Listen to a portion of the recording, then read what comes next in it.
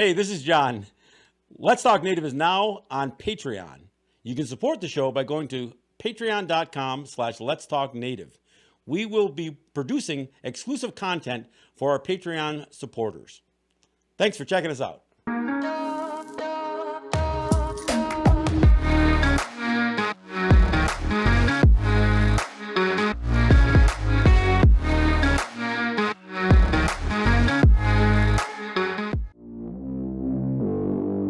Let's Talk Native is produced at the LTN Studios on the Canawagas territory of the Seneca Nation.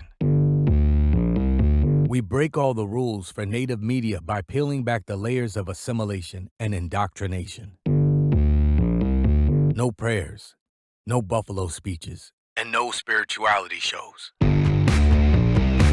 While this podcast does not provide a path to spiritual enlightenment, we do take a tough look at history, oppression, and our survival. We highlight the voices of Native activists, writers, poets, artists, thinkers, and musicians who are fighting for the rights of Indigenous people all over Turtle Island. We may step on a few toes through our examination of culture, art, politics, history, and identity. But the real goal here is to bring our people together by breaking down what separates us. In this moment of historical change and social justice, our voices matter now more than ever before. So, welcome to Let's Talk Native with John Kane.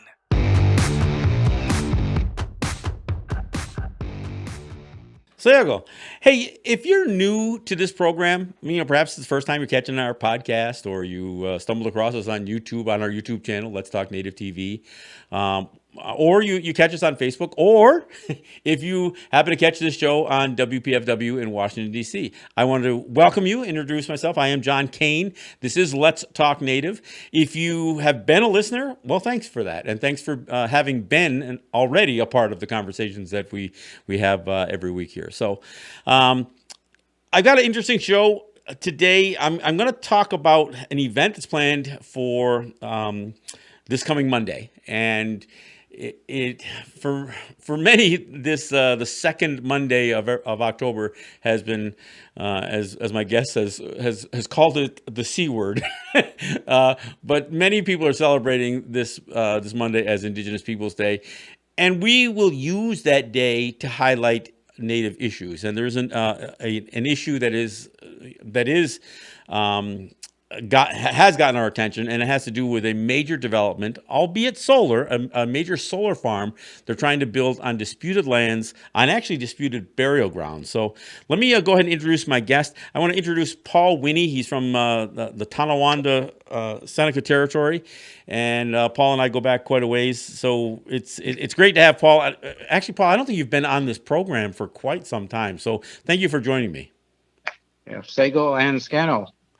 All right, so let's get right into it. You've been bringing this to my attention, and I know that this has not gathered as much political attention as this probably should have garnered. But I know more and more people are paying attention to this. Give me a bit of a breakdown on what's happening out there in this just on the shores of essentially the Genesee River in Avon, what is now known as Avon, New York. Sure. Yeah, the solar company involved is Enver Energy. It's a Chicago-based company planning to put a mega solar project on both sides of the river in the town of Caledonia and the town of Rush. And it includes approximately the leasing of about 3,000 acres, and they're looking at approximately 2,000 of it being workable area, which would constitute 600,000 solar panels. Now, talk about the land. I mean, the land is obviously a big question mark, especially for Senecas. This is a land that is not just ancestral Seneca land, but it is kind of disputed territory, and it has its own clear history associated with it. So go ahead and fill us in on that. Yeah, historically, you could take this back to the Ice Age. So for 9,000-10,000 years of habitation, but in recent times, um, more towards the 1800s, when the reservation era started from the Big Tree Treaty of 97. There was the Canawagas Reservation, which was a two square mile area, and that's on the east side of the river of I'm sorry, the west side of across from the town of Avon. Hmm. So this goes back to Seneca territory, that's being used as part of this project. And it's recognized as the birthplace of both Corn Planter and his half brother, who people knew as Handsome Lake. So it has some historical significance, and some people really would consider this, this ground, this land, of significant consequence to Seneca history and Seneca culture.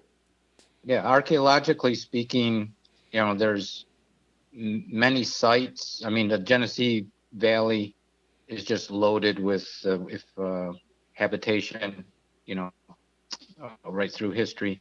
So it's a highly sensitive area in archaeological terms. Yeah, and almost and as you say, almost every place needs to have not just an environmental impact study, but it does have to go through an additional process because of this archaeological sensitivity issue. And now, did this project go through all of those steps? And these are supposed to involve public hearings and that kind of thing. Did this project go through all those steps? Yeah, we're in the process now of archaeological 1B survey, surface surveying.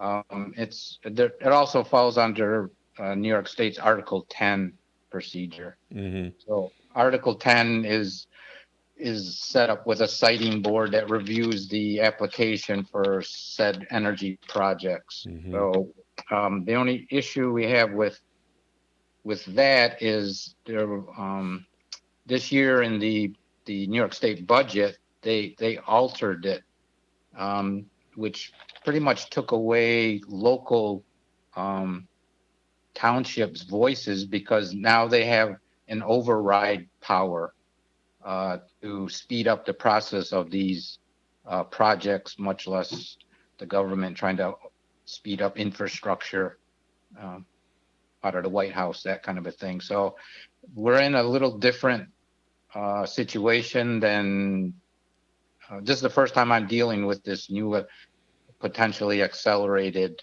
process. So. Now, does the gravesite protection, the federal statute, does that come into play here at all? Well, my understanding, a lot of times they will just view them, but then they'll push with the NAGPRA to remove the bones and relocate them. Right, right. So there's no real burial protection.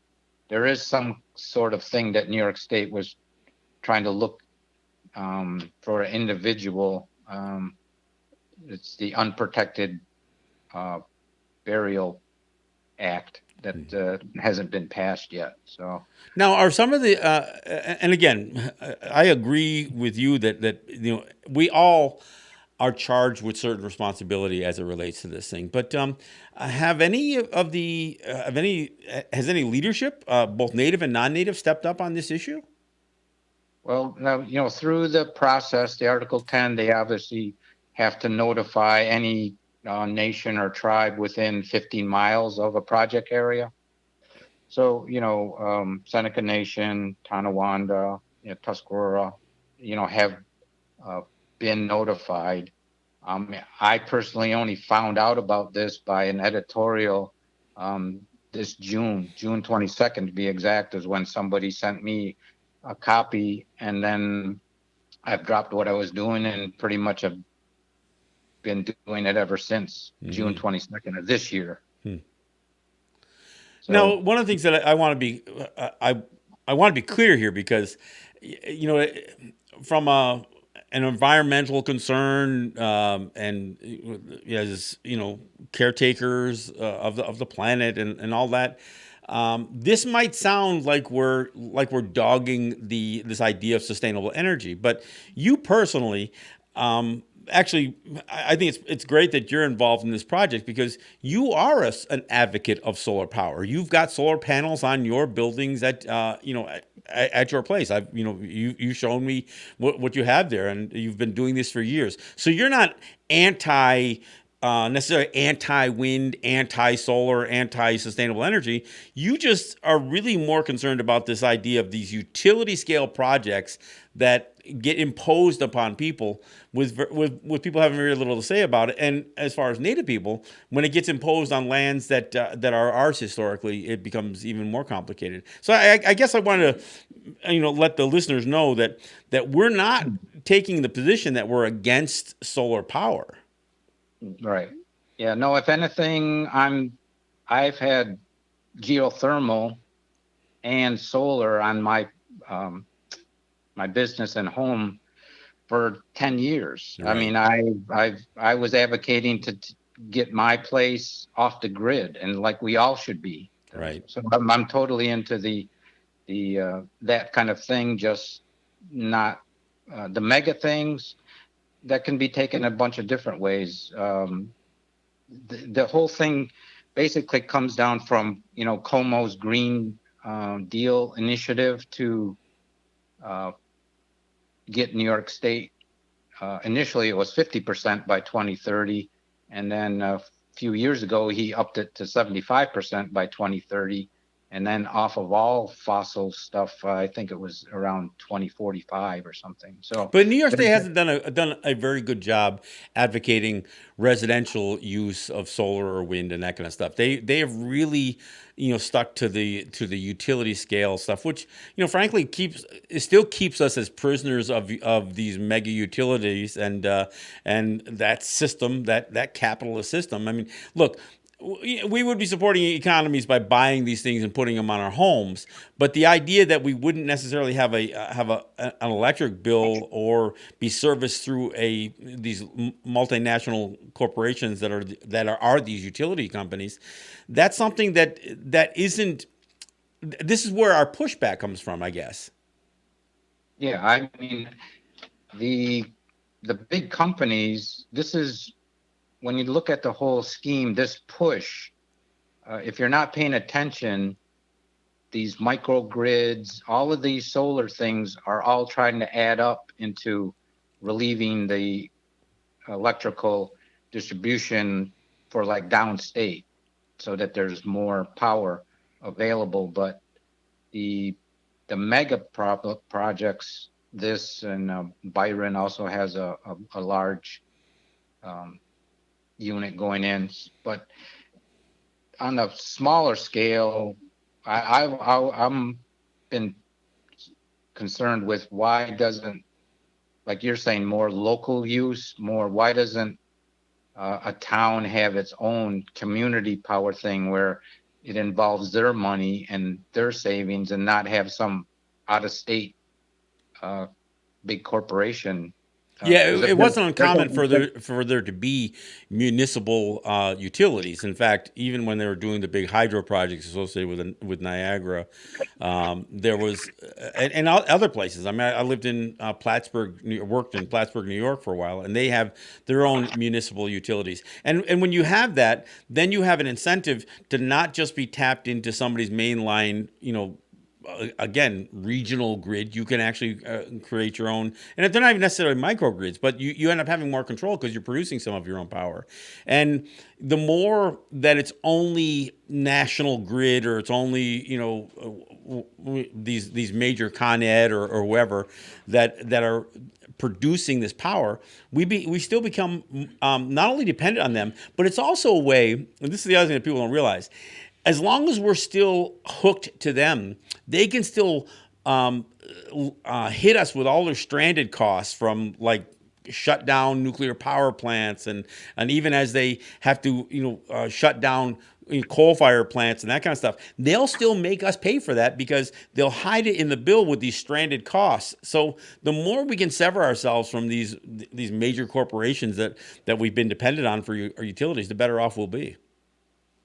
Yeah, I would hope that most more residents use their own power, uh, and not you. You don't need all of that, and more incentives. But it's all about the economy stimulus that this would produce, to also help the Como. Um, Yeah, yeah. Well, and again, the big numbers are add up quickly, and they love to be able to do their photo ops with these big events, and obviously, taking their pictures with residential scale or community scale stuff doesn't necessarily give them the same bang for their buck, I guess. Well, talk to me about the event on Monday. This is again Monday, October 12th. It's just this coming Monday. Talk to me about the way you see this thing shaking out. yeah, this thing, developed like once I started making awareness to the public, and it just kind of grew on its own, so that we have uh, Tonawanda people involved. Now we have Seneca Nation people involved. It's a grassroots thing that started. So Right. we're having this rally to bring up uh, notice that we're trying to protect the burials of our ancestors. That's Right. basically the theme, because like I said, there's so many of the burials in that area that, and we're taught not to disturb those things.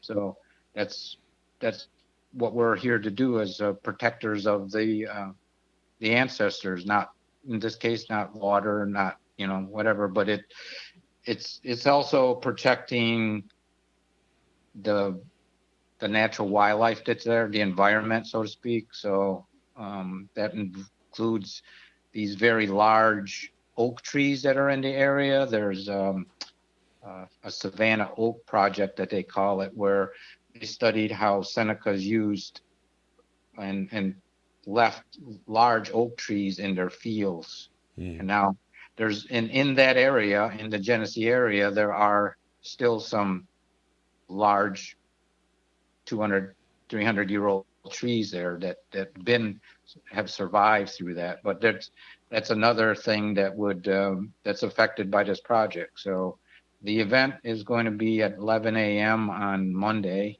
and we're going to gather down by the river, the Genesee River on Route 5, and walk Route 5 west back up to the New York State historical marker on the Canawagas territory that used to be there. And there's at the corner of West River Road, there's a sign that says birthplace of corn planter and Handsome Lake. And And that's is that right in the village of Avon? no, Avon is on the east side of the river. We will be going from the river west Okay. into the town of Caledonia, Okay. All right. township of Caledonia. Well, I'll plan to make the trip out, and you're suggesting people bring their banners and their flags, or wear Yep, our we'll colors, walk. as they say. Yeah, we'll walk. We'll walk that those of us can walk. We've got some parking at the blue sign area at the end of the trail there. Parking lot to anybody that wants to that can't walk could stay up there. Hmm. So when we have parking at the river there. So and then we planned, it's kind of last minute, but we're getting together with the town of Rush for their Indigenous Proclamation dedication later on in the afternoon, probably after a lunch break, the way it looks right now. Well, and a lot of these small towns, look, there hasn't been a state designation, but over the years, because of the noise we've made over the celebration of Christopher Columbus, we have convinced, and I say we, I don't mean just you and me. I mean, obviously, Native people all over, frankly, all over the world have raised this issue, and more towns. Akron, and I know you were part of that conversation as well. Hmm. More and more towns have struck the celebration of Christopher Columbus from that day, and have put it now made their own proclamations for Indigenous Peoples Days. And again, I know that work continues, and I'll talk about a little bit more in the second half of the show. But well, that's cool. Then I know that I'll plan to be there, and I plan to see you there. It'll be, look, we live in a time now where we don't see each other very often. So it's gonna. I guess I do would like to remind people to wear a mask. We will be probably social distancing, I'm sure, Right, but right. just to be on the safe side. Look, with all the stuff that's in the news all the time, including the president of the United States, just blowing off all of these protocols, and now he finds himself infected. We don't. We can make a stand, or take a stand. We can demonstrate, our issues and raise these issues, and not have to place anybody in jeopardy. I think it's an opportunity for us to come together as a bit of a celebration, but also to have our voices be heard, and to protect, the birthplace and the burial sites of many of our ancestors. Yeah, we want to bring this up to the forefront, and then with the tribal governments to actually, take a stand on this. It's the people that are going down there to protect and voice their opinion that burials shouldn't be disturbed, and that's why we are planning this thing. So hopefully, um, things can get pushed our way eventually, and the weather's coming, and then it's all a matter of staying within their parameters of this Article 10. Like, this will have to go through a series of archaeological studies, which would be phase 2, where right now they're just in surface study, only like 3 weeks in. After Okay. that becomes the phase 2, where they would dig test holes. Phase 3, where they scrape off the top layer to find uh, ground marks Yeah, and screening, and that kind of stuff. Sure. so we're trying to stay abreast of this the best we can, so that we can stop this. I mean, there's other projects I'm involved with, the windmills in Barry, and that's where I kind of got initiated in this a few years ago. They want to put in or they are industrial windmills, but on the um, offshore side, like 650, and this is right next to the Iroquois Wildlife Refuge. So Yeah. there's a big impact on the windmill side. Like I said, we're not necessarily a windmill uh, objector, but we also don't want it right next to the migration of the Iroquois, the wildlife bird. Well, and again, most of that's bird population. That refuge is primarily a spot for, again, bird migration. So it is Birds, there's absurd. eagles Yeah. there. Yeah, it's just we're just trying to speak up for like I said, the environment as well. So I mean, the Mother Earth doesn't. We have to be the voice. Yeah. So Yeah. that's what we're doing.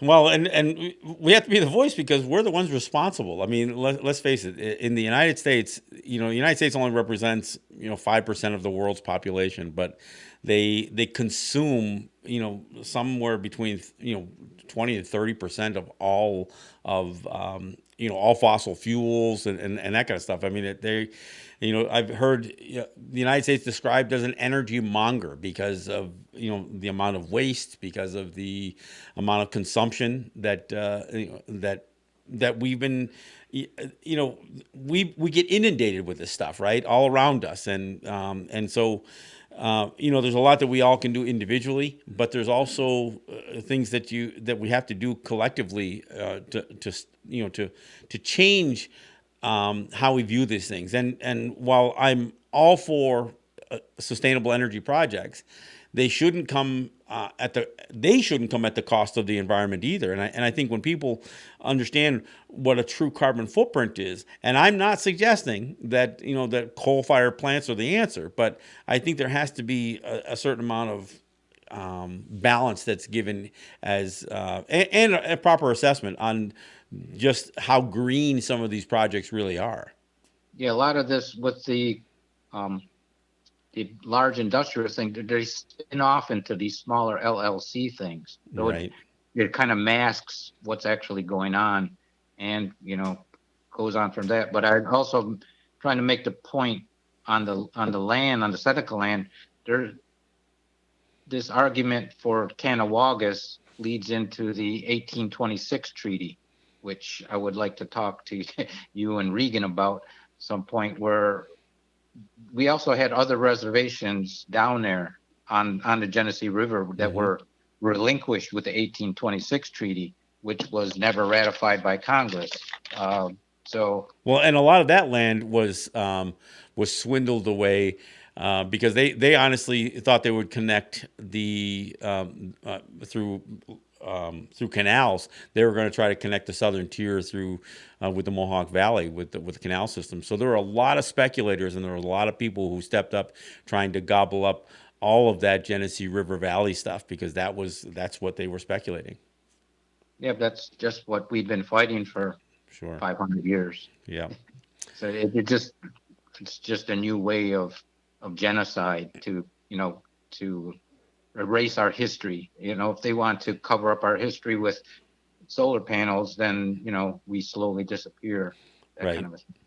Well, and at the end, it masks, for any of us who want to teach our children or our grandchildren about the history of a region. All of a sudden, it almost it becomes unrecognizable because it is no longer the land itself. It's all this massive development and again there has to be balance. There has to be balance considered in all of these projects. So, well, Yeah, when you Paul, treat, I want to okay. thank you for joining me, and I will have you back. I will have you join us on our Let's Talk program in New York. But I want to thank you for giving me your time, and I know you've been giving me the heads up on this, and I haven't responded a whole lot, but I knew this was coming up, so I was glad I was able to reach out to you and have you join me for today. I'll see you on Next Monday. Monday, right? All right, you take care of Right. yourself, and thank you so much for bringing for you almost solely being one of the major voices on this issue. So I thank you for that. All right. Well, Yahweh. Okay. All right. Okay. That's Paul Winnie. He is a Tonawanda Seneca, and he is one of the folks, one of the voices behind this rally to protect ancestors that's going to take place on the Genesee River near the town of Avon on Monday, October 12th, which is we are calling Indigenous Peoples Day. I know many people will be off work. I mean, I know school's a whole another subject these days, but if you're available and you're out and about, it would be great for you to stop down. It's right there on Route 5 and 20 right near the village of Alvon. We'll look for you there, and people can reach out to me if you like more information. But we'll be there on Monday. I want to thank you guys. Hey, we're gonna take a break, and then when we come back, I want to talk a little bit more about what Monday is going to represent because it's kind of we're into uncharted territory, so to speak. So we'll get to that after our break. This is John Kane. This is Let's Talk Native.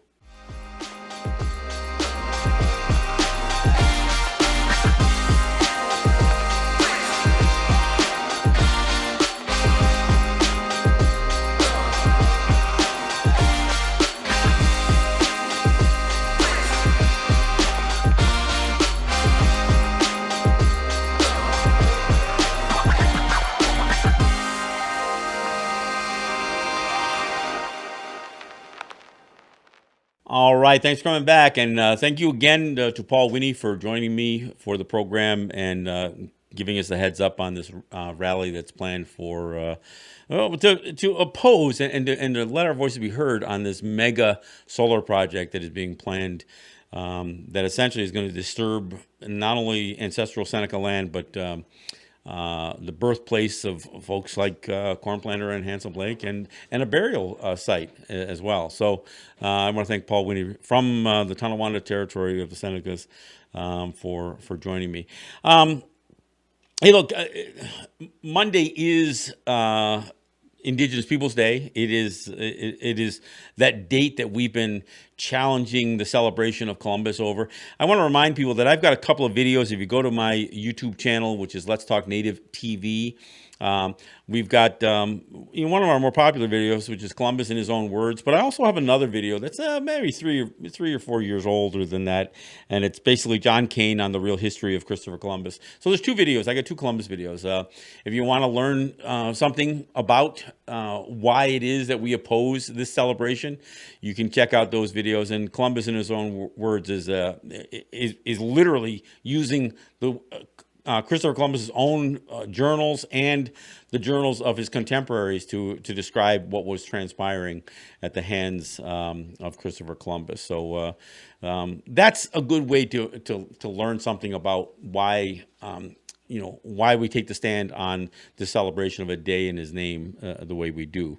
Now, I also want to bring up, look, this is going to be the second Monday of October, whatever you call it, since the murder of George Floyd and Brianna Taylor. Now, those and a long line of others before them and a few since then that have really caused the Black Lives Matter movement to gain in some momentum. There's been a lot of calls for social justice, for police reform, but really highlighting the issues of racism in the United States. And we as Native people who have been raising issues about Columbus statues and a day dedicated to him and all that other stuff, we've been the beneficiaries of this heightened awareness of racism in the United States. And as a result, there have been a bunch of these statues that have been toppled, some that have been just knocked down, thrown in the rivers. I mean, and then there's other places where, because of the protests, they've been taken down, by city officials. They've, boarded up, boxed up, sent out, crated out of there. So we've been raising this attention, this issue for a while. And because of the heightened awareness on racism, because of this disproportionate amount of deaths at the hands of cops for people of color, Native people, Black people, brown people, this will be one of the first celebrations of that day in dispute, so to speak, since the toppling of a bunch of these statues. So it's going to be interesting. I mean, look, there's still calendars, and there's still going to be people selling carpeting and washing machines on sale for, somehow that becomes, a reason for a sale, I guess. There'll be people celebrating this thing as Columbus Day. And we will continue to be raising awareness about who he was, what he started. As I said, as this discussion about racism becomes more prevalent and more contentious, I mean, look, I think about Philadelphia, where the battle over their statue turned into what could have been a really, really violent conflict. In fact, let's not pull any punches. There was violence. There were reporters. There were people who were protesting the Columbus statue who were beaten by some of the people. Were showing up with baseball bats and not necessarily with a whole lot of weapons, firearms, but certainly with weapons that they could, personally injure people with. And so this has gotten really, really hot. And finally the mayor of Philadelphia said, put a box over the damn thing, and said, we're not going to, stand for this thing to escalate the way it is. So it has become a contentious issue here in the area known as Western New York. We raised this issue, and finally in the city of Buffalo, at a park they called Columbus Park, they too decided to remove a statue, put a box over it, and ultimately remove it. So we know that we've had effect. We know this awareness on racism has had an effect, but the conversation needs to continue. It isn't just about striking the statues. It's about understanding the way history has been relayed over the years. I mean, look, our kids are still being taught some of this crap in schools. I mean, and not just high schools. I mean, grade schools. The whole rhyme in 1492, Columbus sailed the ocean blue. That's still stuck in my head. And so we have to re-educate our children, our grandchildren, and we have to convince schools to to relay that message in a different way. Look, if somebody wants to talk about the historical significance of Columbus being lost and washing up on the shores of these Caribbean islands, that's not a celebration when you consider what he actually did to the native people there, which included slavery, included mutilation, it included massacre. And when I say slavery, I'm actually talking about the sex slave trade. Most people don't know this, but the first transatlantic slave ship was not bringing Africans from Western Africa to the Western Hemisphere. It was native people from those islands. So the Arawak,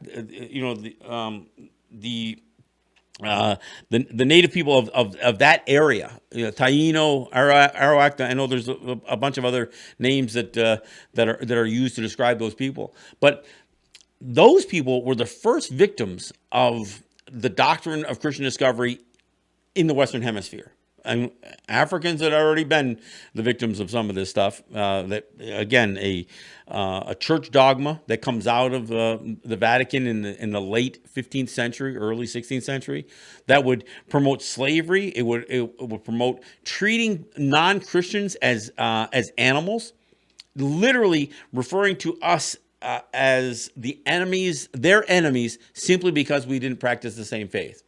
The doctrine of Christian discovery, which would follow Columbus to our shores, was basically this premise promoted by the Catholic Church that says we don't have the right to own land. That native people are like the animals. We just wander around like squirrels and rabbits, I guess. And that it's only the Christian nations of Europe that could claim title. Ruth Bader Ginsburg cites the doctrine of Christian discovery in a case in 2005 relating to the Oneidas, where she simply says that the lands formerly occupied by native people became vested in the sovereigns, first the discovering nations of Europe, then the states and the United States. She doesn't say how that happens. She just says, and her explanation suggests the mere laying eyes on us by the Christian nations of Europe would mean that they could claim ownership of land. And of course, when this stuff gets cited this way, it isn't. There's plenty of contradictions throughout history, but these are the things that become bedrock legal principles that get used against us. So when we raise the issues about Christopher Columbus and the Catholic Church and the role that they had in promoting slavery, both the African slave trade and the enslavement of native people, that would go on for centuries. I mean, a lot of people don't realize that the role that the Spanish would play in particular not only starts the whole process in 1492, but even in the 19th century, there were native people still being enslaved by church missionaries, by the churches themselves, in places like California. So this is something that that there is never the proper historical perspective given to this issue. And so when we talk about Columbus, we aren't just talking about the first day he arrived. We're talking about the legacy of Columbus. We're talking about the legacy of genocide that he would initiate. And there's no way to get around the subject. Christopher Columbus himself was such a tyrant that his own people would actually send him back to Spain in chains at some point. Not because they were defending us, mind you, but this was the nature of the human being. He was not this brave explorer. He wasn't an explorer at all. I mean, what he was trying to do was create a shorter trade route to the Indies, not just India, but to the East Indies. And this guy was so ill-informed and so unskilled in his calculations, naval calculations, that he misjudged the size of the earth almost by half. He was actually closer to India and the Indies, the East Indies, before he left Spain than any other time. He was actually sailing farther away because he had no idea what the true size of the planet was. He had no idea that there was a Pacific Ocean. He thought that the Atlantic Ocean would connect directly to what they knew as what they called the Indian Ocean. And of course, his labeling of us as Indians came from his belief that he had reached the easternmost islands of the East Indies. He didn't know that he had reached a whole nother hemisphere of land, a whole nother continental land base. He had no idea. He died not knowing that. So all these people who want to say, oh, Columbus discovered America. Well, I think before you can say anybody discovered something, they have to acknowledge that they discovered something even for them. And of course, he didn't discover it. There were literally over 100 million native people living in North and South, what would be called North and South America, Turtle Island. So this whole idea that Columbus is attributed with this credit is not only false, but it completely ignores the atrocities that were committed not only by Christopher Columbus personally, but by the men that he was charged to lead, and the centuries of men that would come after him, including the Dutch, including the Germans, including the British, including all of these European nations who saw our lands, the French, I'm going to only leave out the French, our lands as something that they could just take. Why? Because the Catholic Church told them they could. The popes told them they could. Basically, this was their opportunity to, I mean, on one hand, they called it spreading Christendom, but it wasn't about conversion. It wasn't about saving our souls. It was about taking our lands. And it was about getting rid of us. This is, when people talk about what happened with the slave trade and the whole chattel slavery industry that would, frankly, flourish in the United States even more so than South America. Look, the genocide may have began earlier in the Caribbean and South America, but it would continue, and the United States, after its independence, would continue to build on this notion of chattel slavery. And Native people were part of that slave trade too. Just so you know, look, by some estimations, only about 500,000, and I want to say this properly, about 500,000 people were kidnapped and stolen from their people in Africa and brought to North America. Much more than that, would come through South America and Central America, the Caribbean, and that kind of stuff. But from an American standpoint, most of the slave trade was built out of keeping Native people and Black people in chains, breeding in captivity, so they can buy and sell us. That's what the whole chattel slavery thing. In the years prior to the Civil War, in the 1860s, the number one industrial asset of the United States was human labor. It was slaves. It was people who were enslaved to do the work. And it's the irony when I hear people talk about, immigrants stealing American jobs. Americans never did the work that they want to attribute to building the United States. They never did. They either had slaves or they exploited Chinese immigrants. They Asian immigrants. They exploited immigrants from South America, from all over. If they weren't slaves, they were people who were treated like slaves. And that's what the wealth of the United States was built on.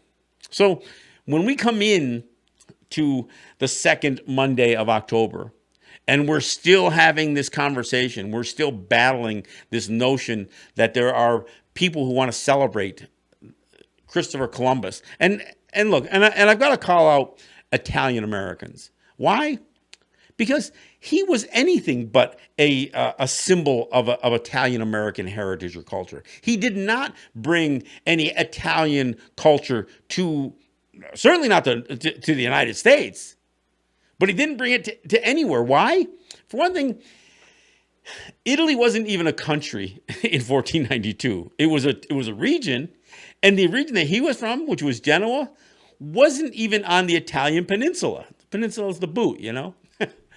Where he was from was considered outside of that region. He would have been hardly recognized as an Italian in 1492. So he didn't bring a culture, an Italian culture. He spoke Portuguese, and he was sponsored and sailed on behalf of Spain. So anybody wants to make the argument that he is this Italian-American hero, it's just not true. I mean, it's just not true.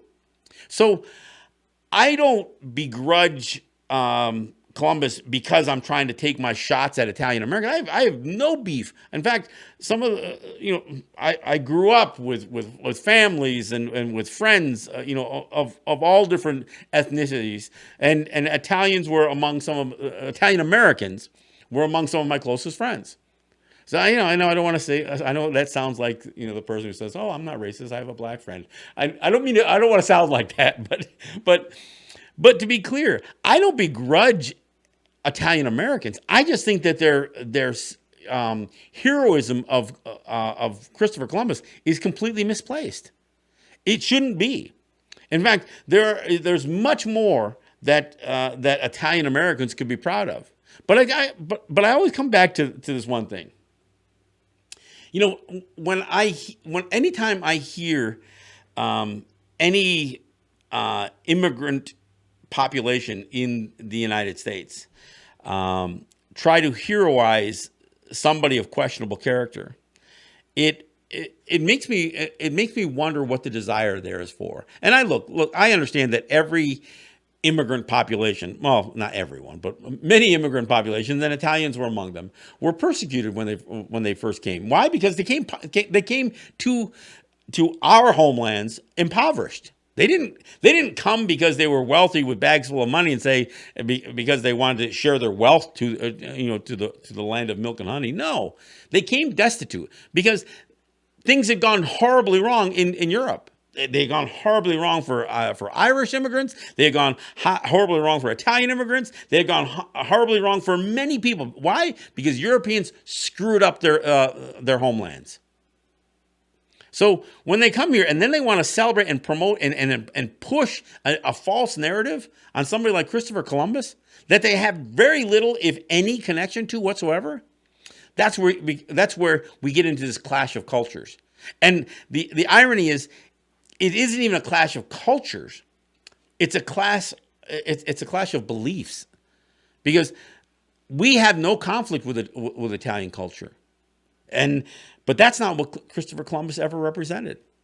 So when we do come on to